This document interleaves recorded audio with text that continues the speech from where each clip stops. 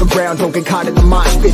Fuel to the fire, ain't nobody can stop it. Trouble in my city, but you know I'm across it. Got a 40 on my hip and I'm liable to spark it. Throw down these hits, my click is indivisible. I aim, you duck, I squeeze, now you invisible. I'm not afraid of getting physical. All these different chemicals are fogging up my visuals. Bloods on my hands, got slugs on my gunners. Yo, we notorious, we ain't no runners. Bloods on my hands, got slugs on my gunners. Yo, we some warriors, they ain't called gunners. Bloods on my hands, got slugs on my gunners. Bloods on my hands, got slugs on my gunners.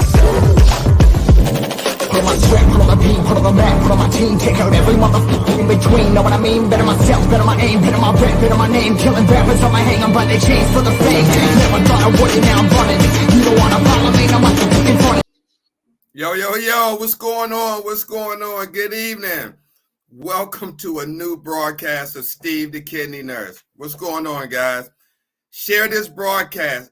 Share this broadcast. We have to give the kidney disease space, the online kidney disease space. We have to broadcast it to let the world know that there is a space that need to be recognized, a space where it's the 9th leading cause of death in the United States, and it's not being talked about. And before I bring my guests on, I'd like to ask everyone who's watching this show to take a moment of silence. Okay, a moment of silence. Just found out that kidney warrior Alexander Bryant passed away. I don't know when exactly he passed away, but he has passed away, and we can have a moment of silence. I'd like to send condolences to the family.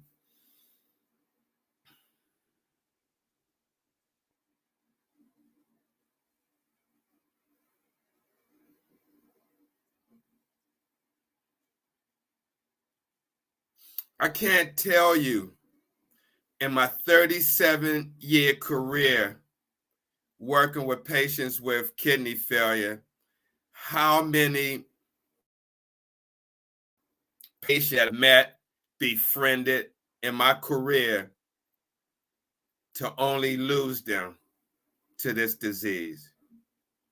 It has to be more than 1,000. And I'm not exaggerating when I say that.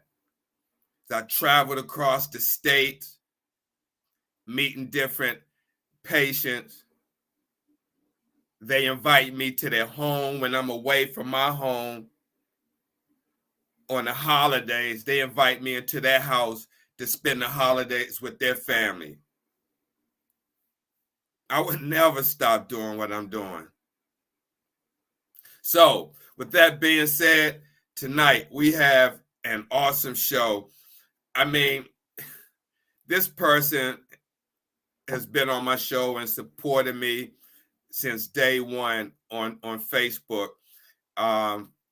She's on her birthday. She's put my organization, Urban Kidney Alliance, used it for her birthday to solicit donations. Not a lot of people donated, but just the thought of her doing that for me is very appreciative. Sent her and her son years ago when he was just a small lad, T-shirts that they wore to the kidney. Well, she's just been very supportive, and I've been very supportive of her since I seen her story. And, you know, her story, unfortunately, is like many kidney warriors that I run into working in kidney clinics in the inner city. Okay, I'm saying she's from the inner city, but I work with a lot of single Black moms that was on dialysis, and they was going through it.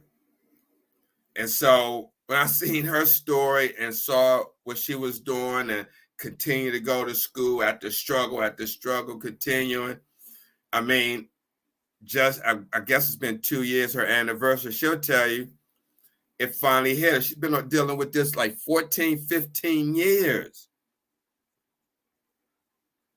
You know, most people would probably give up.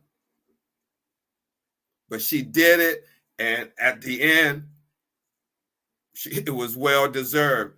But make no mistakes, it wasn't an easy road. And it's probably still not, but she's doing what she got to do to live her best life. So without further ado, I want to bring on my guest, and I definitely got to give her the VIP welcome because she definitely deserves it.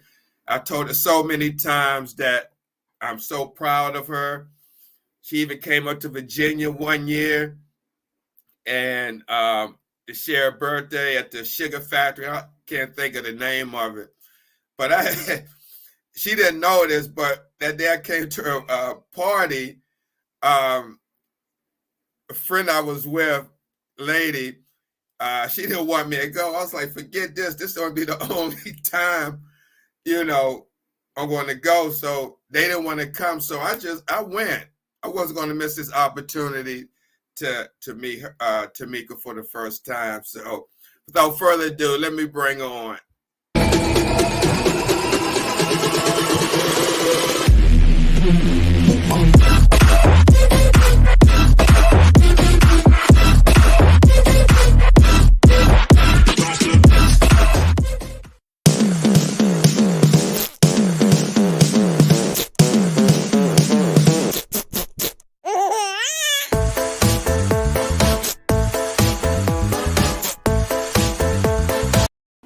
Hey, Tamika, what's going on?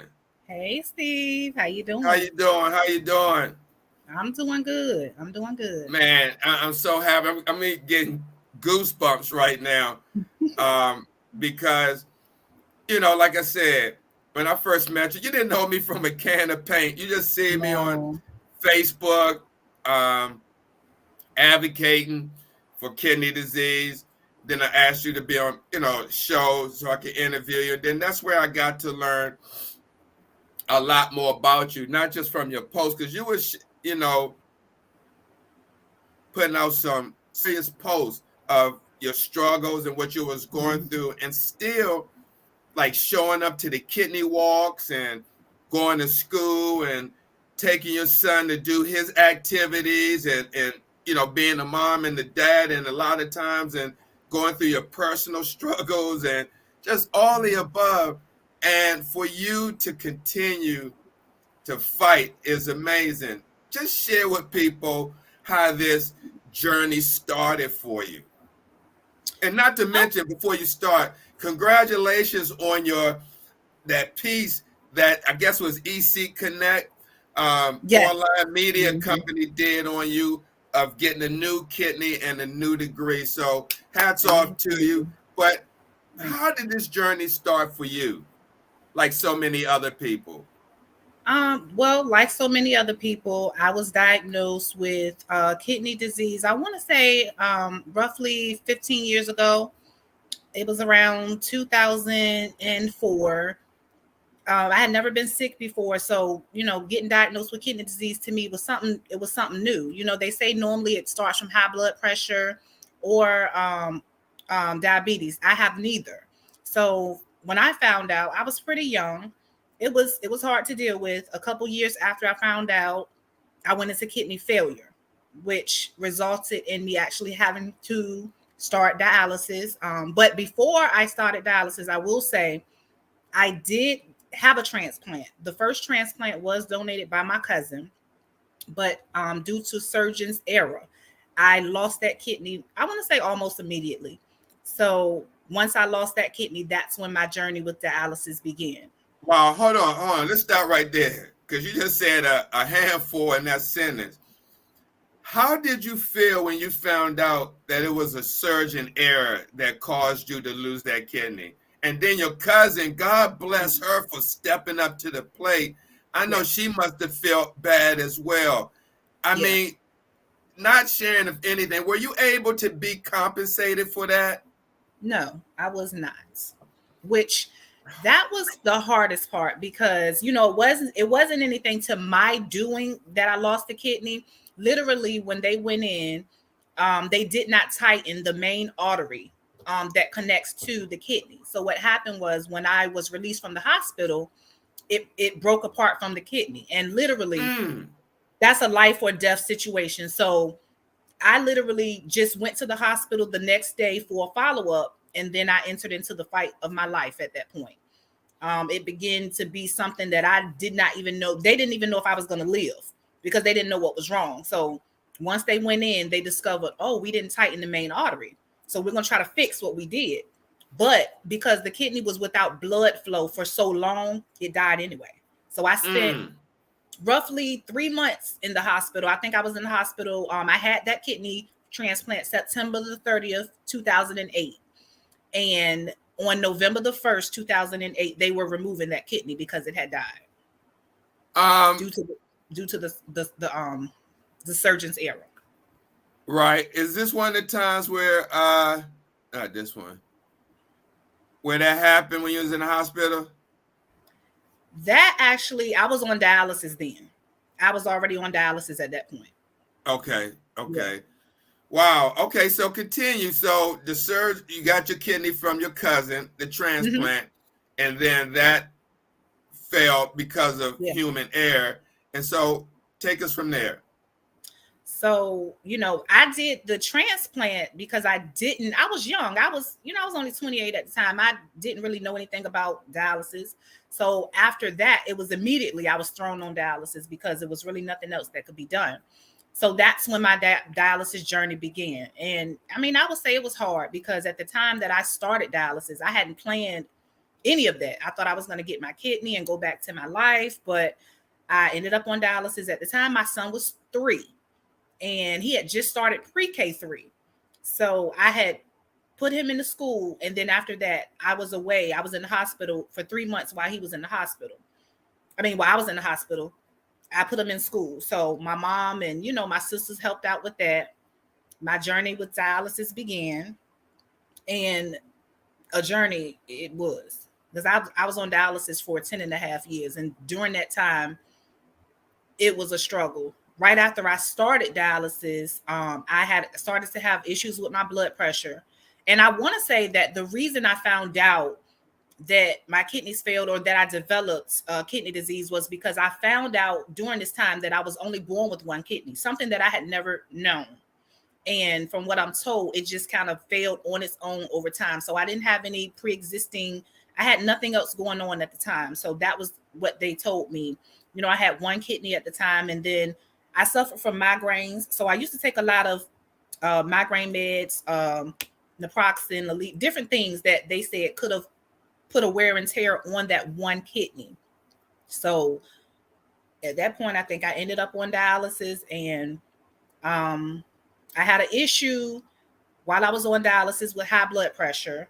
I ended up in the hospital again, fighting for my life. I went blind and I was temporarily paralyzed. I had a bleed in my brain. And again, I was told it was a 50-50 chance that I would make it or I wouldn't make it. But they said I would have to have a surgery on my brain. I braved it 5 days in ICU and I walked out of there to continue fighting. And that's what I was doing ever since. I was on dialysis 3 days a week, 3 hours a day, Monday, Wednesday, Friday. Wow. Was there ever a time that you wanted to give up? I'm going to keep it real. There were a lot of times. If you're not on dialysis, you will never begin to understand. The word tired for most people is like, oh, I'm tired. I just got off of work. I worked an 8-hour shift, but tired on dialysis, literally, I used to explain it like, just imagine somebody sucking the life out of you and then throwing it back into you and expecting you to live your life. It's hard. I had a 3-year-old at the time. He's active. I had life.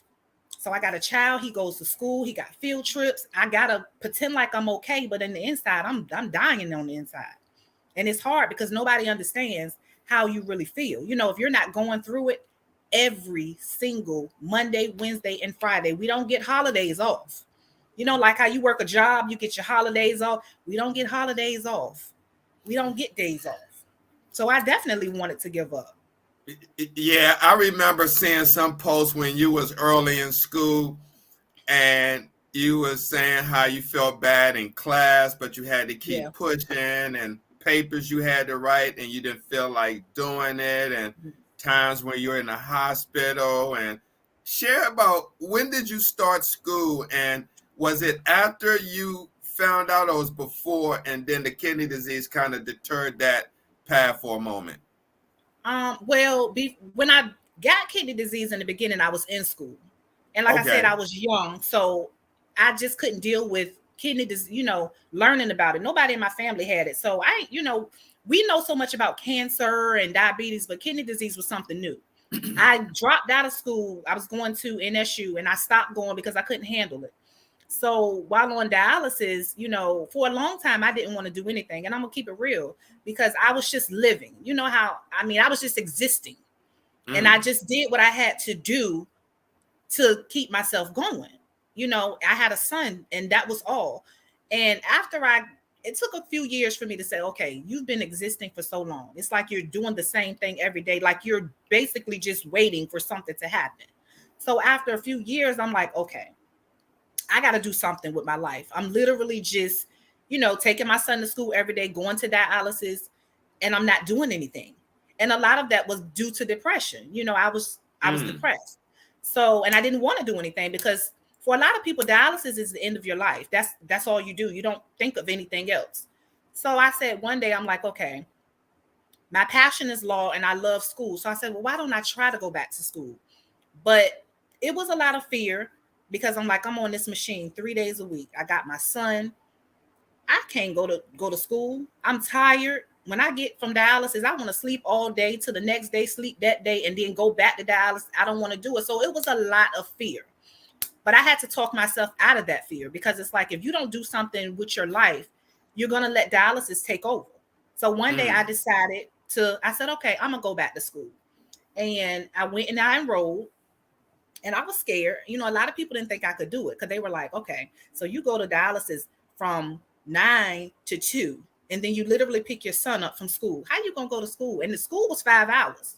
So literally I was going to school from 5:30 to 10:30 was going to be my schedule. And it was online and it was like in class. So Fridays and Saturdays were in seat.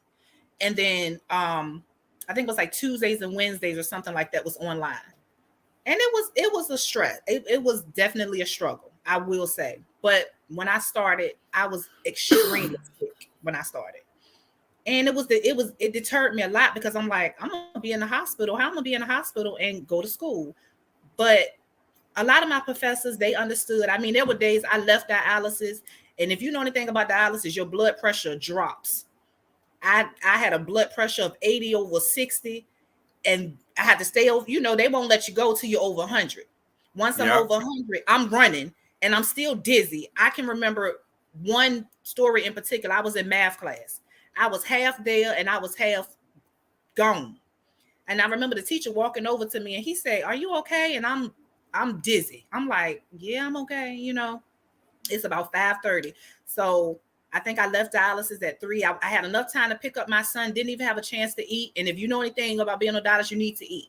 He walked over to me and he said, "You don't look too good." And I really didn't feel well. But I said, I'm okay. So maybe an hour later, he said, "You good, go home." So I didn't go home. I went straight to the hospital because I knew I felt bad. When I got to the hospital, my blood pressure was 79 over, I think, 60. And, they asked me, they said, "Well, how you feel?" I said, like I'm going to fall out. But it's just something that you do, you got to keep going. And that's what I had to do with, being on dialysis and going to school. I've been in the hospital. That picture you showed, I had just had a procedure done. And I'm like, I got to get my work done. So as soon as that anesthesia wore off, I got to get the work done. Wow. So, wait a minute. You saying right after anesthesia, you started working on schoolwork? I took my tablet faithfully. And a lot of, the people at the hospital, they knew me. They're like, girl, you ain't finna do no home. I got to get it done. That was my dedication, because at that point I had started something and I wanted my son to see, even though my mama, he's the only person that see me crying every day saying I want to give up. I'm tired. But also I want you to see that even though your mama is crying and she wants to give up, you see her drive.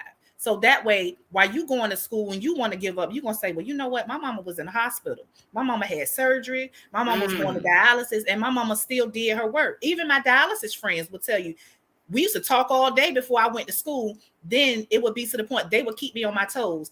I try to have conversation. They would say, did you get your work done? So I was in the dialysis chair doing my work. I was keeping busy. I had to do something, because you have to live for something, or you'll waste your life away. So it was hard. Yeah, unbelievable. I can't even imagine just your thought process after coming out of anesthesia and then trying to develop concepts, and when you're doing your work and writing papers or whatever the case may be. I'm sure that was very, very hard.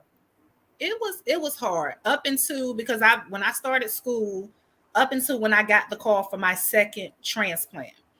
I told my professors, I'm like, I told them, what my, health condition was, but I never wanted sympathy. I just wanted them to know, just in case you see me and I ain't in the mood today, I had dialysis, I'm tired, but I'm here.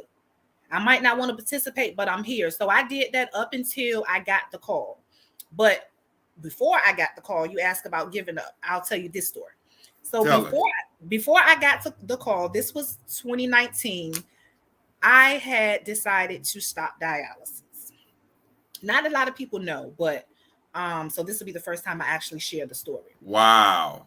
I had made a decision that I was done. My body was definitely worn out. I was tired of getting up every day. At this time, my son is 14. My son he's going to high school. He's 13. And I'm saying to myself, I'm so tired. Like, I can't do anything. I can't travel. I had never traveled in my life. I can't do anything. Like, I'm tied to this machine. And it just got to the point, the machine started to, I'll describe it as, I felt like the machine was killing me, because I was on dialysis and my treatment wasn't working. So my potassium kept going up every treatment, and they made the decision to say, okay, we're going to add another day. Now, this is after me being on dialysis for 10 years, 10 and a half years. And I'm saying, you're going to add another day. It takes me forever to get in my mind to go Monday, Wednesday, and Friday, and I have my weekends to kind of get my thoughts together. You're going to add another day. I can't do it.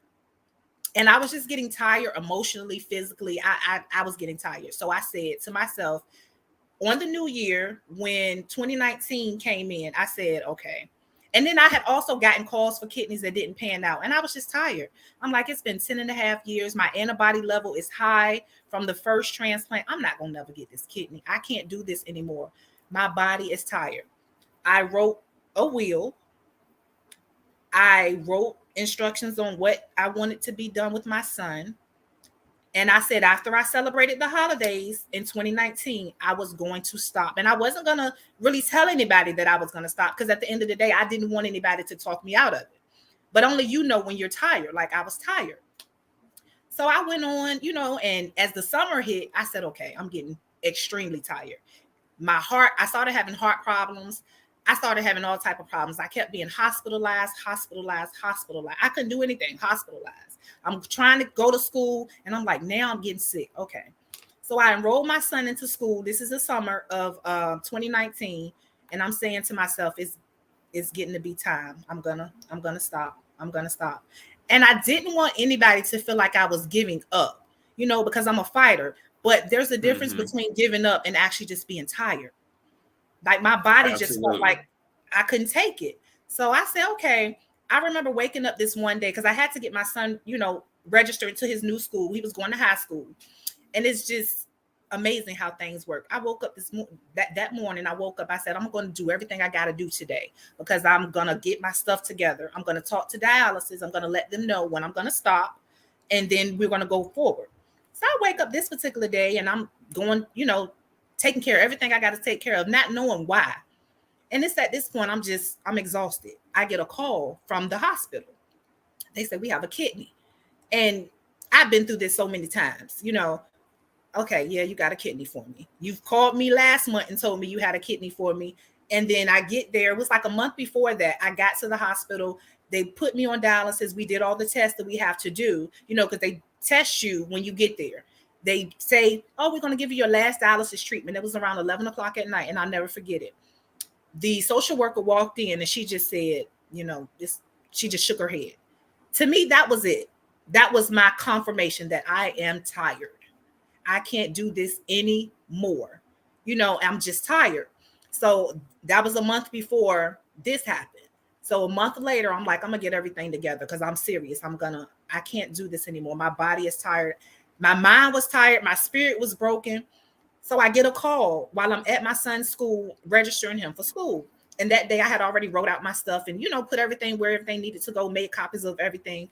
And I said, okay, y'all gotta, they said, well, we'll call you back if it's a match. So me, 10 and a half years being on dialysis, and I've heard this so many times, I wasn't happy. I didn't call anybody. I didn't tell anybody in the beginning, but my friend, I did tell maybe one or two people, but it wasn't like I was enthused, because if you've been through this, when they call you, until you're there and it happens, it's not, real. So a couple hours later, they called me and they said, well, it looks like this kidney is going to be a good one for you. And I'm like, oh, okay, still not excited. I'm like, okay. Then, oh, we got to get to the hospital. When I say this was the longest time I had ever waited in the hospital, I think the kidney was coming from, I want to say they said like North Carolina, which from Virginia, that's nowhere. I literally was in the hospital all night waiting on this kidney. I had to go to school the next morning. So I let my teachers know, I might be in school tomorrow. They may have a kidney for me. I still wasn't enthused. I'm in the hospital. We're waiting.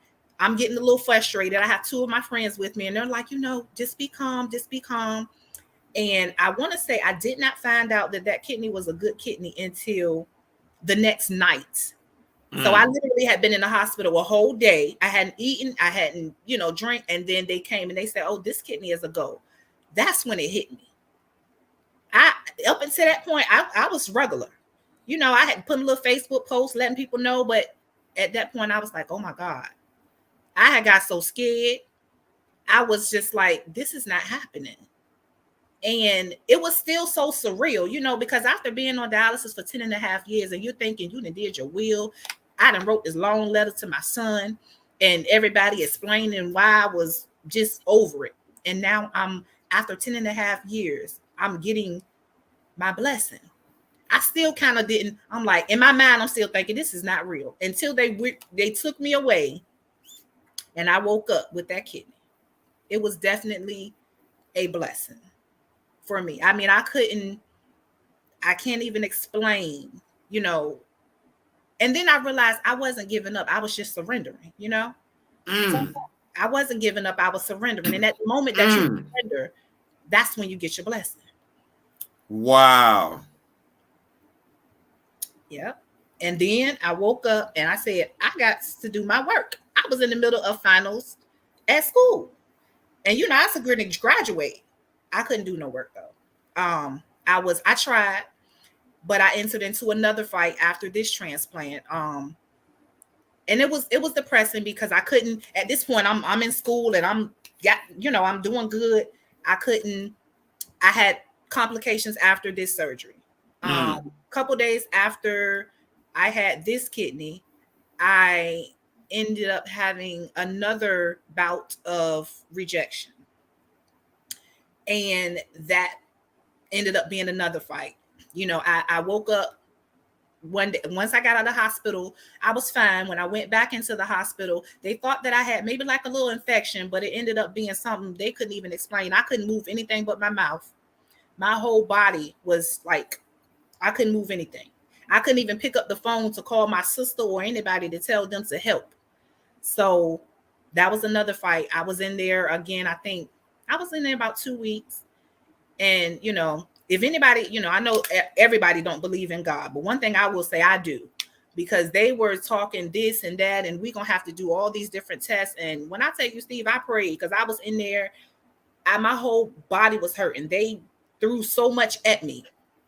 Like they had to come in and do everything, feed me. They didn't know what was wrong. And then they said I had like a reaction to one of the transplant meds. Mm. Then after I regained, my movement in my limbs, I was fine. That's when I went through the antibody rejection. And I had to end up going through plasmapheresis, IVIG, and rituximab. And I did that for about 8 weeks. I did the plasmapheresis and then the IVIG for 8 weeks. And that, to me, it reminded me of dialysis because it was 3 days a week, but that was very hard on my body. But I won't complain because I did have my blessing. And after that, I did 2 sessions of the rituximab, and the antibody level decreased to right before my birthday, actually, 3 years ago. And here we are 3 years later. I Wow. And how have your numbers been each my month? numbers have been exceptionally great. They have been good. I do have a instance where sometimes, like I caught COVID last year. I did catch Oh my COVID, God. Okay. and that literally took me out of here. But when I say that I have favor, I definitely have favor because I did not have to go in the hospital with COVID. And my transplant team, they were so scared. I did, have a couple instances where I thought I was going to be checking out of here, but I made it through COVID. The kidney numbers kind of, went up a little bit, but they were, from what the transplant team say, they were actually great compared to some people. Wow. So I've been doing good. I've been doing good. I have one picture I want to show. When was this? Your son was small? That was my son's 5th grade graduation. And as you can see, I'm a lot darker then. I was on dialysis then. Wow. I had just left dialysis. I went in early that day. I can remember that day, and he was graduating. So I think I went in at 6 a.m, left dialysis, and made it to his graduation. Wow. That's amazing. Yeah. And then this picture was after your transplant? That picture, yes. That picture was, I want to say last summer. I developed colitis.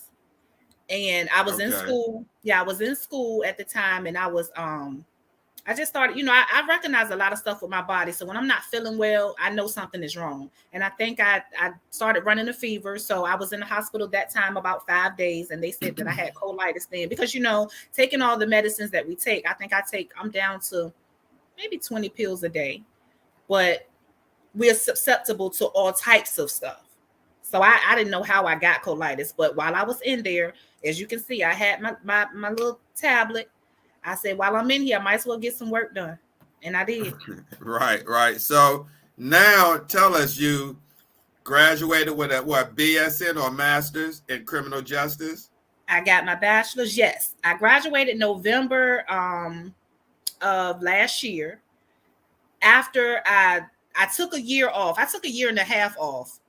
I was trying to go back to school after transplant, but my admissions counselor was like, listen, you need to rest. Even when I was going through the rejection, I'm like, I need to get back in school. She's like, I need you to rest. That rest ended up taking me a little longer than I wanted, but I went back, got my bachelor's in November of 2021 in criminal justice. And I'm happy about that because it is a long time coming. Definitely. That's awesome. Before I forget, I just want to tell everybody a quick break. If you can, I have Miss Anita Harper. She's out of Georgia. She's with the New Beginning Kidney Foundation, and she's been doing a yearly anniversary celebration for 10 years. This is the 10th anniversary coming up in Decatur, Georgia. Now I'm going to this one. I went to one of them back in 2018. I'm going to this one, but this is what we need because, I don't hear any other organization celebrating and honoring, she said, kidney survivors, donors, caregivers, and medical personnel. and that's March 18th, 2023. 4473 Covington Highway, Decatur, Georgia, 30035, and donations are $75. The one I went to was absolutely great. She had recognized me, which I had no idea that that was happening, but I appreciate it, and I just wanted to share this right quick. So, Tamika, what um what would you suggest if somebody's watching this right now that was in your situation, that's has a son or a daughter that's single, maybe had two kids? In fact, I knew several kidney warriors online that's in this Yeah. situation. But what would you like recommend, being a kidney warrior, being what you went through? What would you say to them if they're telling you they struggling and they're tired, and they heard your blessings on your way, and they heard all this, but they still going through what they're going through? What would you say to them? And I have this a lot. I have people that hit me, that inbox me with this, and I say the same thing. There are going to be no 2 days are going to be the same. There are going to be days that you are going to want to give up, but you have to find what it is that you are living for, whether it's your kids, whether it's just your husband, if you don't have a husband, kids. You have to find something that you love, and you have to just keep going. You got to keep going. That's my motto. You got to keep going. And Wow. that's what kept me, my son. Even, and I'm gonna be, even when I said I wanted to give up, even when I wrote everything out, I looked at my son and I'm thinking, I've done this so long. What would my son think if I gave up? But I had somebody close to me tell me, you wasn't giving up. At that point, you was just surrendering. Like, sometimes you get those times where you like, I can't. I've had people tell me I can't do this anymore. When you think you can't do it anymore, do it again, Mm. and do it again, and do it again. Because I can't say it's gonna get easier, but it definitely, the load gets lighter. Dialysis is not easy to deal with, but you have to find your reason to live. If you have kids, the days that you feel like doing something, do it. Get up, get pretty, go to the mall, go to the movies. And I know a lot of times we, as men kidney warriors, dialysis, we don't have a lot of energy to do anything.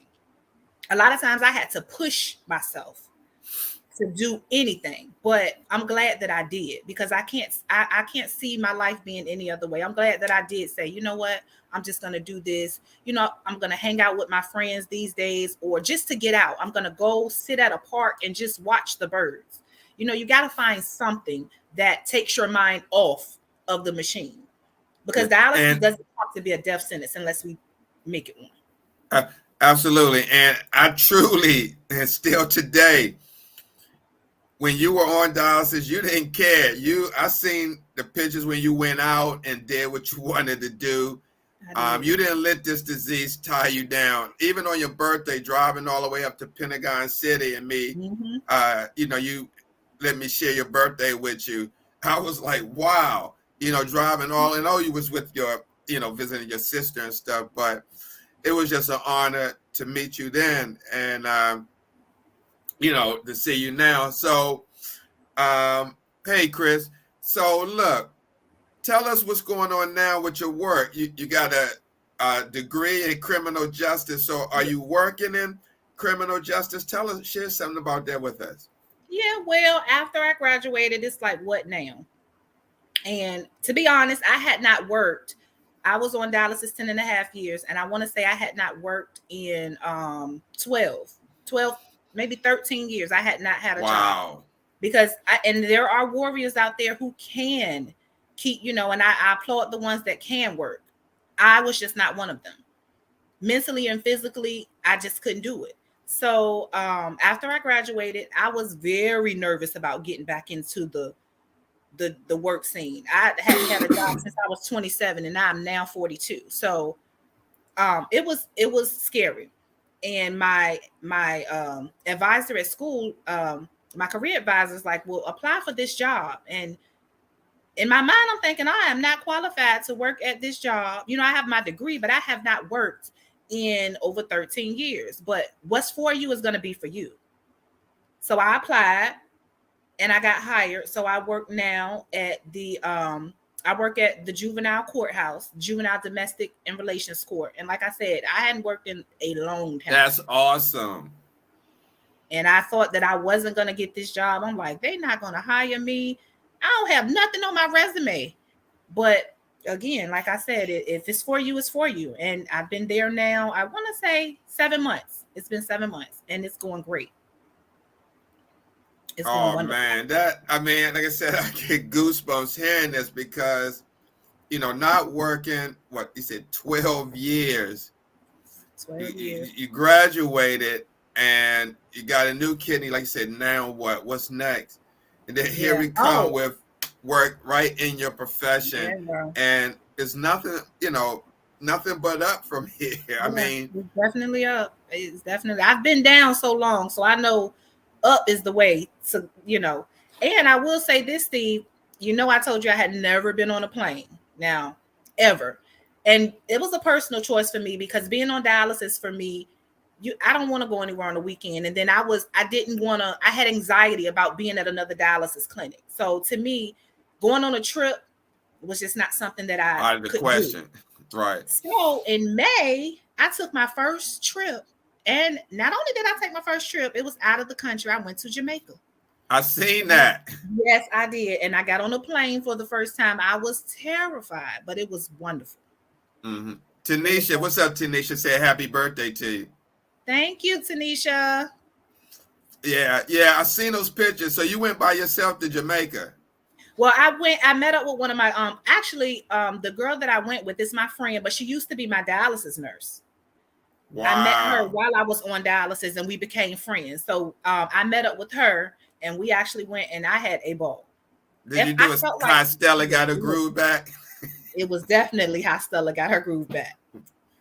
It was just so amazing to me. Yeah, because I received so much love from people that know what I've been through. It wasn't just a trip for me. It was like, this is my life. Like, this is something I've never done. Like, this is what living is. People take things for granted. People can get on planes all day long and it's nothing to them to go here and there. But for me, that was life. I'd never been on a plane. I'd never been anywhere, so it was beautiful. I enjoyed all 5 days. I did. No, absolutely. And you're right. And unfortunately for a lot of people who are on dialysis, if they want to travel, say they used to travel and they wanted to travel out of the country, Medicare doesn't pay for dialysis out of the country. Yeah. So, you're almost like you got to kind of work your way around how I'm going to do this. And if you do that, you may have to do several treatments in a row and then leave and come back. And it's a lot. And so, yes, absolutely. And that's why home dialysis is so crucial. Not everybody can do home dialysis, but that's why if one used to travel and now this unfortunately happens, then the consideration or the option of home dialysis is definitely there so they can continue what they were doing before dialysis. Now, let me ask you, when you were going, did you get a lot of education about what to look out for, how to prevent infection and stuff like that from the dialysis clinic, and about different treatment options? I'm gonna be real. I learned a lot more from people that I met that were on dialysis than I did from actually starting. To me, I felt like when I was put on the machine, I was not given, this is what you're going to do. This is the time you're going to go. And, this is what it is. But and a lot I learned from you, Steve. I mean, I'm thankful that I met you because, I meet a lot of people now that know nothing. They don't know about their speed. They don't know about, when they're cramping, they don't know. And I learned a lot of that stuff from people that I met that were nurses, or some of my techs that were there actually, taught me. So I didn't I didn't get any education like starting, but Mm-hmm. I learned a lot from a lot of the people who took care of me, per se. Mm-hmm. Yes, Chris, you can, but you're going to have to pay out of pocket. And it's a lot of stuff, going back and forth, making sure your dialysis clinic send the necessary required paperwork and lab work and the doctor's orders. And sometimes you have to get on the social worker because she has to get this information from the nurse. And they don't fill out your paperwork in time. Sometimes you can just say, kiss that trip goodbye, because they won't take you. You can't just show up at a clinic and they don't know you coming. Not unless you got a lot of money. You throw like a stack of money on the thing and say, hey, I want to do treatment. But how many people can go somewhere and put down 15, 20,000 right here and say, treat me now, Yeah. So let me ask, what's the future for you? Hopefully I want this kidney to outlast me. Now that I have this kidney, I do try to raise awareness, but I want to say this. I want people to know that transplant is not a cure. I meet people and they say, "Oh, you got a transplant, you cured." I'm not cured.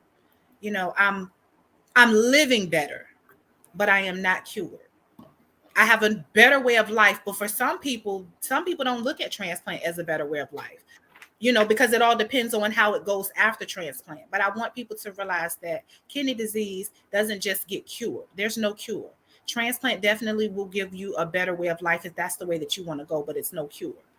But, hopefully with this transplant, I want to encourage and I want to educate. That's my main goal in life, because there's so many people that are going through this and they're not educated. That's why I appreciate you, Steve, because you have definitely been a huge educator for kidney disease, dialysis, for it all.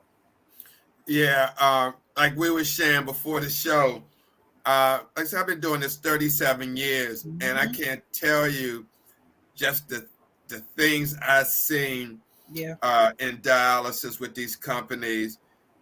I mean, awful things. I mean, that people wouldn't believe. I've seen a clinic in East Baltimore when they went through renovations. They tore up the treatment floor. Now, you know how you got linoleum on the treatment floor, regular flooring. Now, can you imagine coming into your dialysis clinic? The treatment floor is concrete slab. That's ridiculous.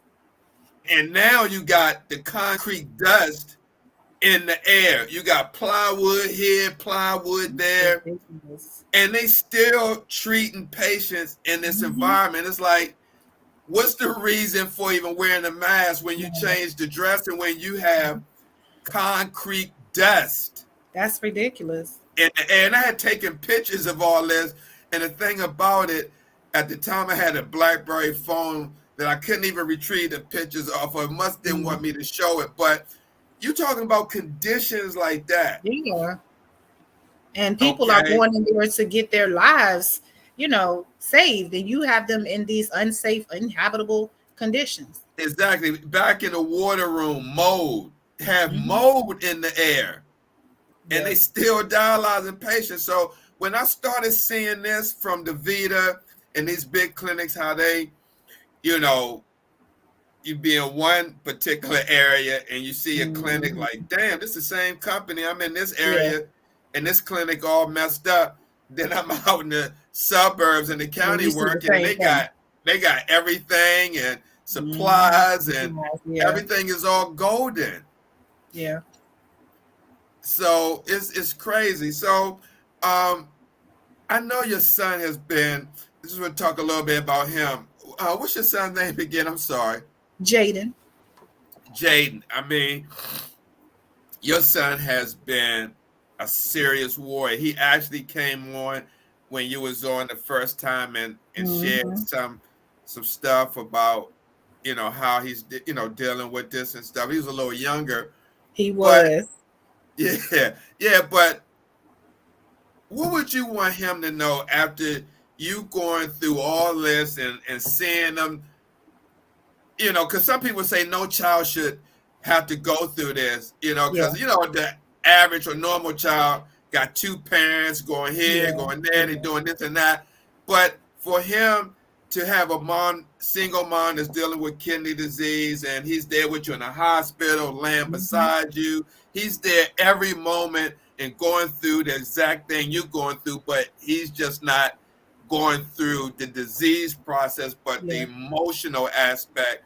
And now to see him, he's wrestling, he's a handsome guy, 18, 17 years old, Mhm. high school, about to graduate. What would you, I mean, and I'm sure once he graduate, you got, I mean, you're going to just be overwhelmed and all that. But Mhm. like right now, what would you like to share with him of what he'd been through this journey with you, and how proud of you are, how proud of you of him are you going through what he went through and not being a victim to the streets? And we all hear, you know, black young kids being murdered by the police, getting involved in that, the whole stigma Mhm. behind all that. But to see your son flourish, wrestling, could possibly get a scholarship of because of him participating in sports and then going through what he went through. How proud are you of him? I'm gonna say I am extremely, extremely proud of my son. When I started this journey, my son was 3. My son did not understand why mom couldn't come to certain things, why she missed certain things, or why she just didn't feel like being bothered, certain times, or why she was in the hospital. So when I started, he was 3. Now he's 17. And when I say he has been such a rock in my life, because times as he's grown up and he's seen this, it was only us. It was just us. So it would be like, Mom, you tired? He recognized a lot of things in me. And now that he's older, even now with me having the transplant, he definitely is still on me. Mom, you can't do this, you can't do that. So my son had to grow up a little before his time, and a lot of times I would say it's not fair. He shouldn't have to deal with the mother that is sick. This is not his fault, and it's not my fault, but he shouldn't. But he's been an amazing individual. He grew up. He's been right there. Even when I had the transplant, he was in Baltimore with my sister. He came back and they admitted me. My son was right there with me. He's always been right there with me. So I just want him to know that I appreciate him he's my rock. He's the reason that I did not give up. And I'm so proud of him for stepping up and being the young man that I have seen him to be. Because it's not easy dealing with a parent that's sick, and you got to deal with your parent. Every time you turn around, they're in the hospital. When they home, they sick. And when they ain't sick, they sick, and they always sick, but he always say, Mom, I just want you to keep going. I love you and I just want you to keep going. And for that kept me going. I had that push from him. He gave me that push. And now he's almost a grown man, and he's like, he's still there. If I'm sick, he's right there. So I'm very proud of him. I'm very proud of him because I didn't go through this by myself. Right, I got chills Went right through, now just hearing you yeah. talk about him. I'm I proud didn't go of through him. this. I'm so proud of him because I didn't go through this by and it's a lot of times that I cry. I went through, I'm like, this is not fair. And a lot of times be wanting to give up. And I actually said something to him one time when he was younger. I said, this is not fair. You should not have a mother, and I'm a single parent. So you shouldn't have him. And he's like, Mom, I love you. I don't care. It's not your fault. I'm going to do what I have to do, if I have to. And I would think about like, what if I get sick, and I'm older and he's like, Mom, don't think about that. So it's a lot of guilt that you go through as as a parent, as a mother. But when I say that child there, he's a special type of child. That's And awesome. I thank the Lord for him. Yeah, I want to reach out to you because I would love to bring him on the show and just have a show addressing children or and I know a lot of teenagers these nowadays are out doing other things, but it'd be great to Yeah. do a show hearing from a young person's Yeah. perspective on how they dealt with a parent with kidney disease. I mean, that would be a show that Yeah, that a would be lot of awesome. people should be able to watch, and Yeah. with their teenagers that are going through this, so they can know how to cope and deal with a parent dealing with kidney failure. Yeah. Because I imagine he's never said it, but I can only imagine it's hard for a child as well. You Oh, know, absolutely, absolutely. your mother's here, there, and then sometimes she can't make it to this game or to this. I remember a time I will never forget. He was having a Mother's Day luncheon, and I was at dialysis, and I couldn't go, and I cried and cried and cried. But I got off early, and he's like, "No, my mom." He was young. My mom, she can't make it. But I walked up in there, and his face lit up. But then there are times when I couldn't make it. And I know that it affected Wow. him, even though he might have said it didn't. It did, but we made it through. Wow, that is awesome. That's awesome. So as we come down to the end of the show, anybody you want to send a shout out to, your support team? And I know you probably had a great support system to help you with your son when he was in the hospital, and your sisters. Um, Anybody you want to give a shout out to while we had this moment? Definitely my sisters, my mom, my friends, and the people that have been there for me, they know who they are. I don't have to call them out one by one, but everybody that has definitely been there for me. I mean, even now, even with the transplant is still, it's still days that I struggle, but it's good to have a support team. But to my number one, my son, I want to thank my son. I love him dearly.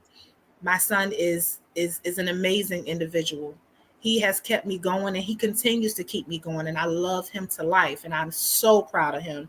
And I just hope that if he takes nothing else from my story, that he knows that he can look at me and say, you know what, my mama didn't give up, so I'm gonna definitely make the sky the limit. I can do anything, and I tell him all the time, anything is possible.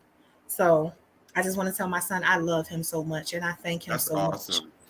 Look, any future trips coming up, like to another Most definitely. country, since you started traveling? Now you got that travel bug in you. I do. I got it now. I got a couple of. We're going on a cruise. My son wants to do a cruise for his graduation, Oh, that's and awesome.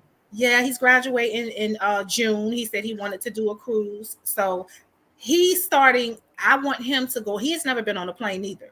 I didn't go on one till I was 41, so I definitely want him to have that experience with me as well. And then a little later on, Dubai, it's a grown-up trip. But yes, I Right, right. definitely, I have a lot of things that I want to do that I never got to do, and I just pray that this kidney just lasts long after, lasts a lifetime. Oh, absolutely, absolutely. And like again, I'm so proud of you. So happy, you know, this is happening for you. And I mean, I wish that this can happen for a lot of people. Yeah, And unfortunately, there's not enough donors to there's make not. this possible. There's So if not. you're out there thinking about donating a kidney, um, please follow through with that. I would say don't hesitate. A lot of, and I want to say this, a lot of us, and I want to say African Americans, we're not educated enough on organ donation. We're scared. We don't know. We're going to die. We don't, but get educated. You can donate a kidney and live a full life. You don't know who you could save out here. We need to get educated. Tamika, what would you say to Shanette Harrison? Thank you for joining the live. Subscribe to my YouTube channel and Facebook page, and also TikTok. But what would you say to someone like Shanette Harris? She just started dialysis in June, and you've been through it for 14 years. What would you say to someone like her? Shanette, I would say you're going to have your good days and you're going to have your bad days. But on your bad days, rest. Don't push yourself. On your good days, make sure that they are good days. Go out and do something. Stay active. But when you can't, don't. When you can't, don't. If you have a bad day, don't feel bad because you can't do this or you can't do that. Like if you can only wash the clothes that day and you can't dry them, that's fine. As long as you have done something in that day. just make sure that you stay active, but don't push yourself. And when you have a bad day, just relax. But it gets better. It gets better, and it gets easier. It does get easier. You have to take Absolutely. it one day at a time, and if that's too hard, just take it 1 minute at a time. But it gets easier. Mm, you're absolutely right. You're absolutely right. Well, Tamika, I mean, we done got a lot of comments, a lot of people thanking you for sharing your story of inspiration. They've been inspired. Um, I mean, could anybody, if they wanted to reach out to you, like through Facebook, can they do that just to get perspective if they're going through something and see what you have to say about Sure. it, if they wanted to share it Sure. with you? Sure, I do my own, mentoring, because I have a lot of people that hit me up daily. I don't know these people, but one thing I always say, feel free to hit me up if you have any questions, if you just want advice. Right now I'm working on a 30-day like a inspirational for dialysis patients, a 30-day book. Okay. Yeah, I'm definitely doing that. So When you finish that, make sure you come back on and we're going I to sure promote will. that book. I You sure know what I'm will. saying? I want to promote it. I'm not going to like, nah. Absolutely, I'm going to I promote sure that. will. So when you finish, make sure you hit me up so we can get that out there. I definitely, when I came up with that, because sometimes, I know what I was going through. Sometimes you can look at, every day I want to put something different in this devotional book, and then I want them to write down. So I came up with that idea because I do meet a lot of people daily from Facebook who'll hit me up, and they're, or TikTok, or however they hit me up, and they're going through kidney disease and they just don't know where to start. So if anybody, has any questions or just want to hit me up, or befriend me, my Facebook is my name, Tamika Smallwood, Tamika, Smallwood, Smallwood. You can always reach out or send me a friend request. Any questions or any advice, or if you just want encouragement, I'm here for that too. And day or night.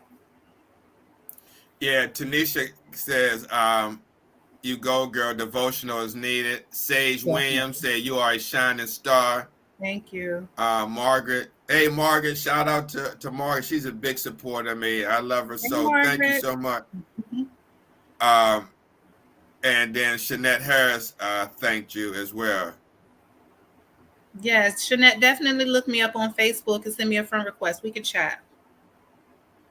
Yeah, that's awesome. I thank you, Tamika. And again, I thank you for taking the time out. I know you got to work tomorrow and, get yourself ready. But thank you for coming on and sharing your story of hope and inspiration, your struggles and your challenges. Because, I mean, you kept it real. You wasn't, fake about anything. It came across very genuine. And this is just the reality of trans. Yeah. Some people, go through it without any problems. And then, you don't hear about the stories like yours or other people who something happened along the way or Mhm. whatever. And, it's like, okay, now what? Yeah. So thank you so much for coming on. And I look forward to seeing your videos. I always like the videos you put out there. Thank you. Yeah, especially on TikTok and sharing your life with us. So God bless you and continue to stay blessed and encouraged. And I'll definitely be in touch with you. Okay. Definitely. And thank you, Steve. We don't have too many advocates out here for us. So I want to say I thank you 1,000 times for being that advocate. Like, if I could thank you in a million different languages, I will. But thank you so much, Thank you. because you've definitely been raising awareness in a way that nobody else has. So thank you very much for Oh, that. absolutely. Absolutely. Thank you, Tamika. And I'll talk to you soon. God Okay. bless you. Take care. You too. All right. All right, babe. Bye bye. Yeah, guys. I'm gonna get ready to shut it down, but I wanted to put up a comment that Tanisha put up that is so true. Because I worked in Texas, so I know about these clinics. But she said my center was in the suburbs. They actually gave massages to legs once a month. I mean, who wouldn't want that at their dialysis clinic? Having a leg massage once a month. All right. Had a session in another clinic, New Orleans, and they were packed like sardines. Absolutely. Probably could have been in 3rd Ward or something like that. Who knows?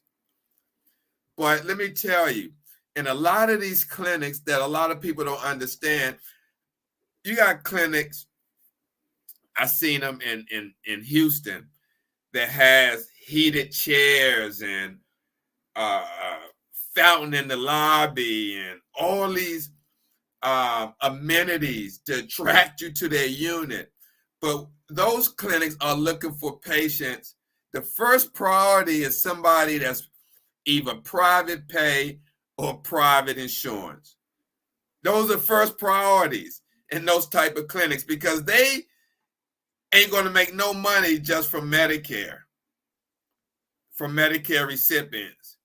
And normally the setup is like this. When you're doing the ratio to think about when you're putting a clinic together and you're trying to figure out your patients and census, this is what they go by, the standard benchmark. 80% Medicare, 20% private pay or private insurance. So a lot of, see these clinics, 80%, probably a little more of the patients in there are Medicare, Medicaid. Then you got 20% or maybe a little lower that has private insurance like Blue Cross or United Health or Aetna. In fact, you can look up, Aetna United Health had to sue DaVita because they charging like 5 to 10 times more, especially when they came up with the Obamacare.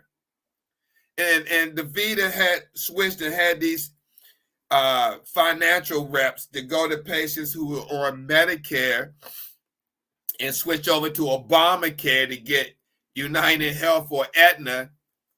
And so they could charge them like 10 times more than they were getting paid for Medicare. It's a racket. Yeah, see, she validated it. And we haven't even talked in a long time offline. I didn't even know Tanisha was coming on. And she just mentioned it. Yes, all private insurance only where I was serviced. That tells you right there. Why is it only private? I mean, I know why it's only private patients, so they can hit you where it hurts. But when you think about it, why not treat all patients the same? Why not?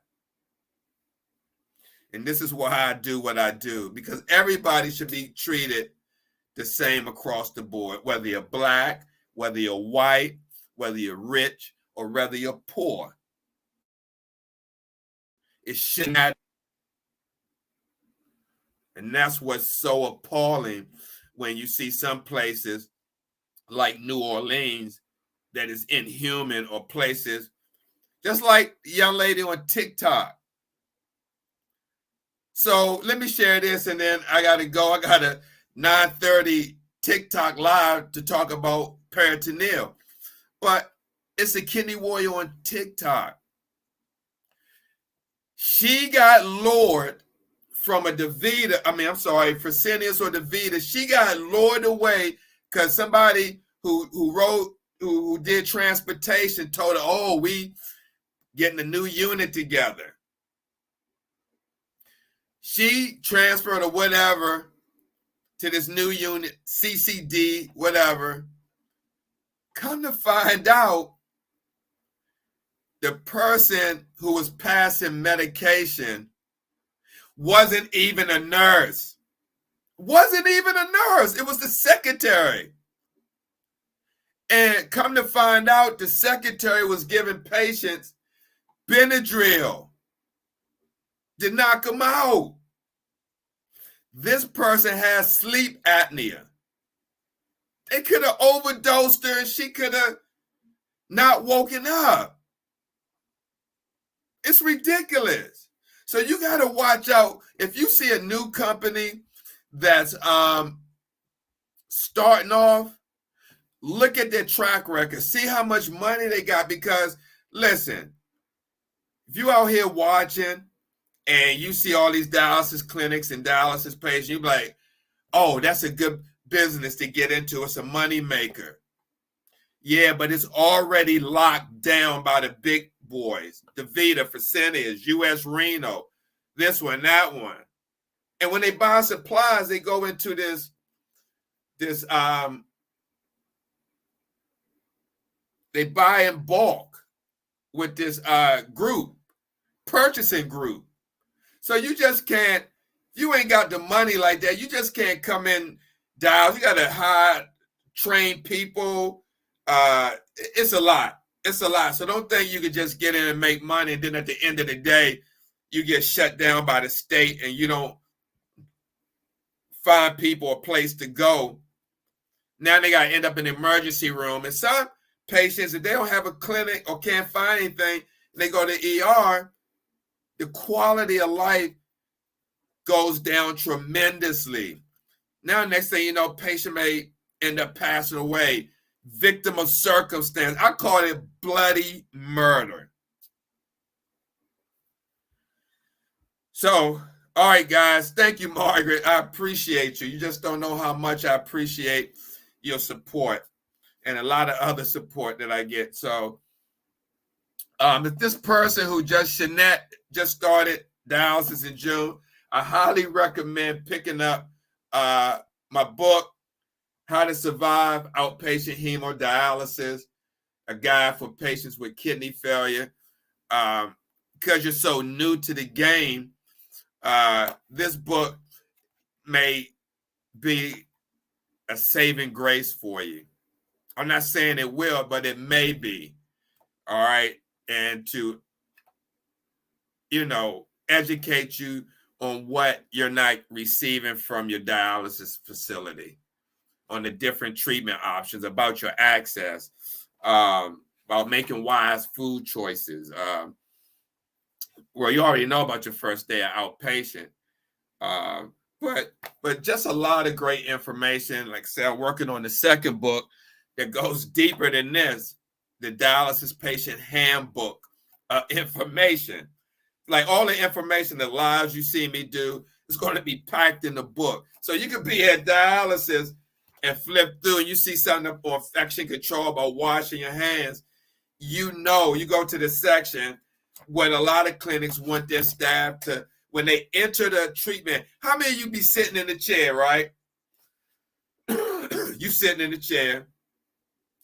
Next thing you know, you see the tech. I'm going to lunch. I'm going on break. And they'll do nothing but take off the gloves and walk off the floor. They come back. You see them coming back on the floor. They don't go to the sink, wash their hands or nothing. So you're supposed to wash your hands before you enter the treatment floor, when you're leaving, after you finish, you touch a machine, when you be involved in needle cannulation. You should be washing your hands a lot of times to reduce the spread of infection. So with that being said, you're welcome, Sandra. And yes, you can order from Steve the Kidney Nurse. And when you do, and I see your name, just say if you want me to sign it for you. I'll be more than happy to sign the book for you. But please stay blessed and encouraged. Continue to watch me in fact, if you on TikTok, I'm about to do some information on education on peritoneal dialysis. All right, about a half an hour, maybe 45 minutes. Talk about the different cuffs.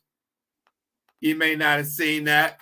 A lot of people don't get this information. Like, you could be interested in peritoneal because it's home dialysis, and no one actually shared with you, like, what's the process involved? How did it look like? The bags and stuff like that. Well, I'm going to be talking about that tonight in about 15 or 20 minutes on TikTok Live on Steve the Kidney Nurse. You're welcome, Sandra. Oh, yeah. See, hold on about that.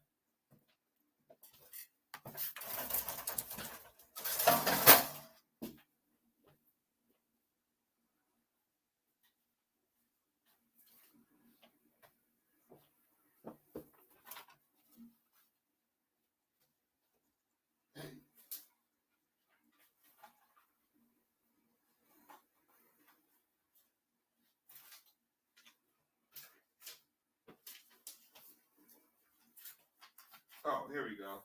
Yeah, I want to come back.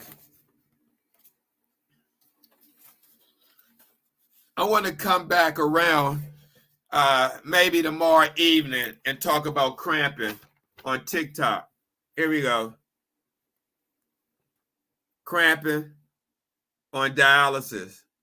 And so basically what cramping happening because the shift of fluid, they're pulling off a lot of fluid at one time. That's why they say control your fluid between treatment. Only gain between 1 and 3 liters between treatment.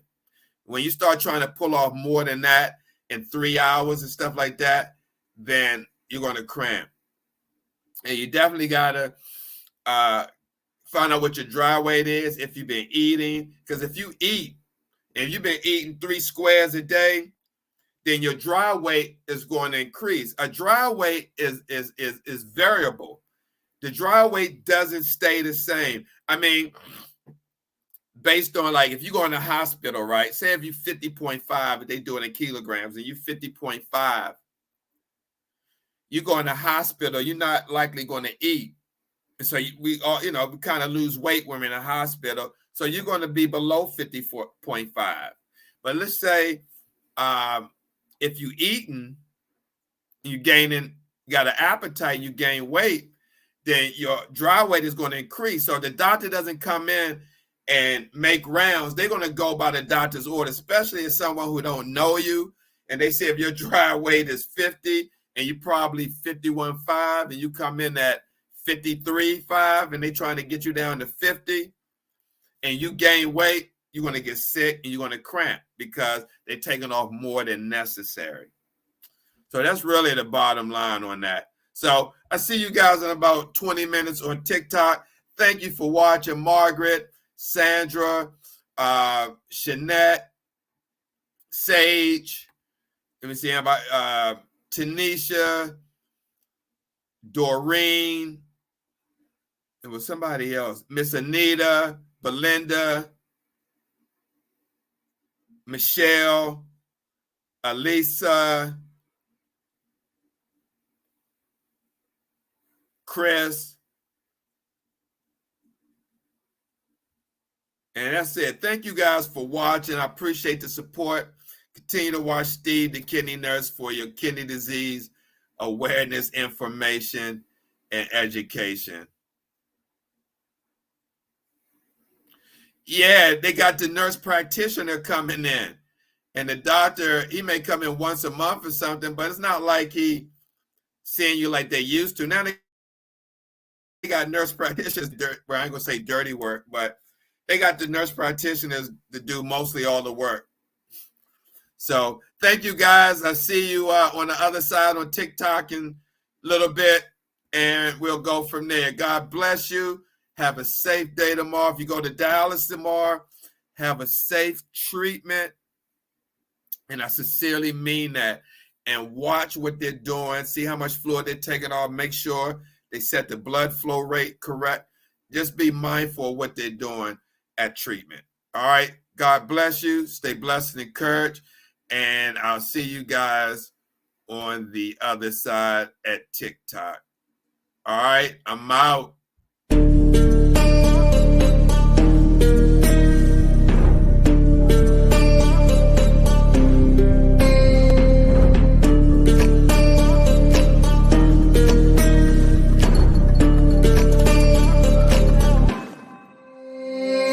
Warriors around, don't get caught in the mosh pit. Fuel to the fire, ain't nobody can stop it. Trouble in my city, but you know I'm across it. Got a 40 on my hip and I'm liable to spark it. Throw down these hits, my click is indivisible. I aim, you duck, I squeeze, now you invisible. I'm not afraid of getting physical. All these different chemicals are fogging up my visuals. Bloods on my hands, got slugs on my gunners. Yo, we notorious, we ain't no runners. Bloods on my hands, got slugs on my gunners. Yo, we some warriors, they ain't called gunners. Bloods on my hands, got slugs on my gunners. Bloods on my hands, got slugs on my gunners. Put on my sweat, put on the beat, put on the map, put on my team. Take out every motherfucker in between. Know what I mean? Better myself, better my aim, better my rap, better my name. Killing rappers on my hang, I'm by their chains for the fame. Never thought I would, and now I'm running. You don't wanna follow me, I'm up to fucking front.